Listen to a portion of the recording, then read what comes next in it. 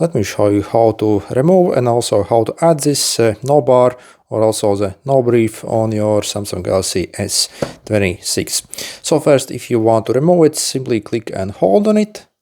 And you see we can click the no bar settings and brings us here. If you want to get rid of the no brief, so deselect this one. I personally do not like that. And if you want to disable the no bar completely, you have to go over here and deselect all these things. So maybe you can still leave something on if you need. And also over here, also make sure to disable all these things. And then you see it's completely gone. If you want to enable it, so if you do not see it, for example, here, you go in the settings and it's in the lock screen and always on display settings. So you see no bar and you see you can enable it here, all these things. Okay, good luck.